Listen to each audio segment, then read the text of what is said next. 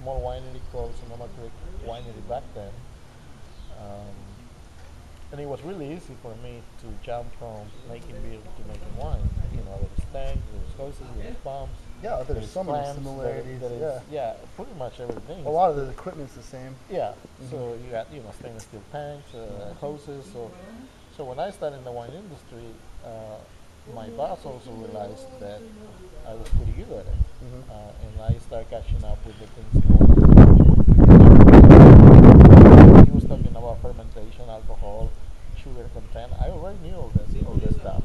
So you were learning a lot as you went along too about the process. Yeah, I was learning a lot. Yeah, when I came in the wine industry, I was still asking myself at what point I was going to put the alcohol in the wine. Yeah. You know, until I was able to understand how the whole thing works. Put the alcohol in. Yeah. Just dump some alcohol in this. Tastes great. Yeah. Okay, that's tasting good. And yeah, so pretty much from then on, I started in the wine industry, and since then up to now, still part of the wine industry. That's great. Yeah. So I mean, but now you're the co-owner of a winery, Alma. Yeah, a couple of friends and myself, you know, we've been working long enough in the wine industry where we felt we could start our own business. So we started Alma. You know, we make about 500 cases of wine between my two friends and myself, and that's going okay.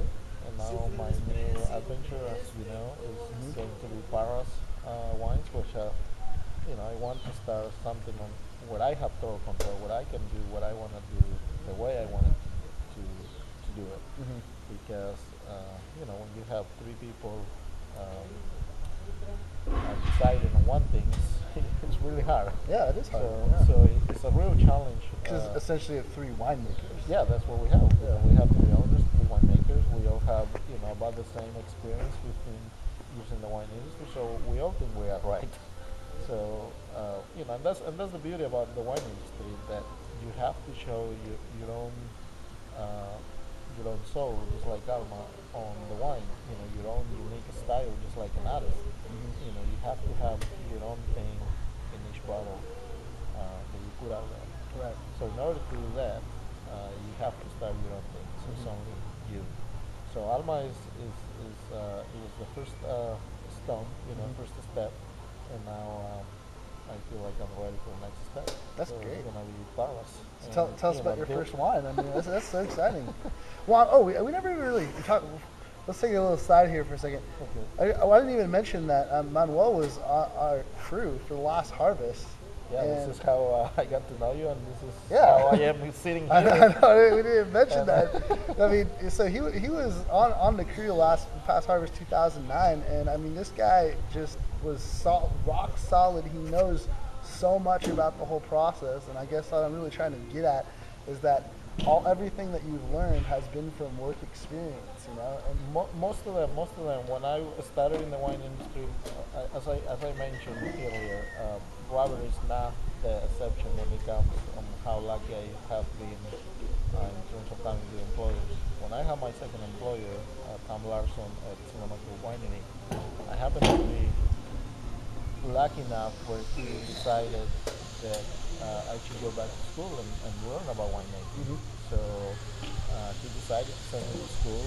So I went to Napa College and took some lab analysis classes and some winemaking classes. And that must have been really helpful. Yeah, a lot. Believe me, I have a whole library at home of books and all kinds of stuff that I got when I went to Napa College. So I did that for a year, and then after that, he also suggested that I went to UC Davis and took some of those extensive courses, which are, you know, more like a 2-day classes where they pretty much load you up with the best out there, you know, kinds of information. Yeah, so I have information that I haven't even read from when I went, you know, stuff that they gave us. But anyway, so I did combine what I learned in school with my experience, and that's pretty much what it's a combination of some studying and a lot of experience, definitely. And don't forget the passion. You know, the passion has always been there. Yeah, it's so crucial. Yeah. So a little bit more about Parras. Parras is the new label you're starting, and Parras means Parras means grapevines. My label is going to be, I don't know if you saw it already, but it's going to be like an old vine, a very old vine. And Parras, when you say Parras in Spanish, you almost make you think of an old vine, even though it means grapevine. It doesn't matter if it's young or old. So when somebody says Parra, in your head it's like an image of a wild grapevine big. So that's going to be my label. And Robert is been so helpful. He's helping me describe. So as I said, I can't complain about how lucky I have been by working for people such as Robert or Tom Larson or Peter Brook or Michael Brook. So they have, they're big time mentors for me because on every step that I give, they're there to support. It's so important to have that like base, especially just as a pupil of the world. You need those mentors in your life. Yeah. I mean, it's I have it. I can't see how I would make this happen just by myself. But with all the help. Then it's like pay it forward. I mean, you were definitely the mentor of us on the Crush Pad. Whenever we had a question, you were the go-to guy. It's a give and take in life. You give your best, and of course you don't expect anything when you give everything, but it's nice to get something in return. So everywhere I go, I work hard, and if people respond with something to me, it's a really good feeling. Very satisfying. So, kind of last thing I want to talk about is you're saying how Parras, is really your attempt to do your own thing and make a wine that really reflects your taste and your ideas. Is there a difference in general between the Latino taste for wine? Well, more than anything, what I wanted to do with this wine is I wanted to introduce all the Latinos to the wine tasting, to the wine drinking, to appreciate how well wine goes with food, because for us, most of the Latinos, especially from Mexico again, we drink a lot of beer, Corona, number one. We drink a lot of tequila. So we never take the time to appreciate what we do on a daily basis. It's just not on the menu. Yeah, exactly. It's not something that you find on a Mexican restaurant. You'll be surprised if you find some wine. And if you do, more likely it'll be a sangria style blend.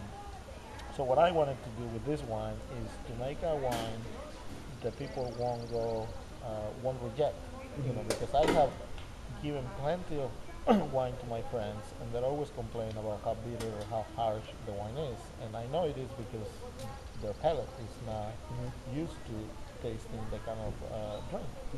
And so what I did with this wine is I left a little bit of residual sugar, so it's a little sweeter. I didn't add any acid, so it's not going to be acidic. And it shouldn't be bitter because these grapes were never on the stems or they weren't green, so there shouldn't be any of those negative things that I see that the first-time drinker Latinos complain about. So that's really more what I'm trying to do with Parras. Make a softer style, sweeter style wine that people will. Well, so Parras is in the bottle now. So look for it in the near future. We're working on Jose, the label. Thanks so much for coming on. Yeah, definitely. Working on the label as we speak. Yep. So keep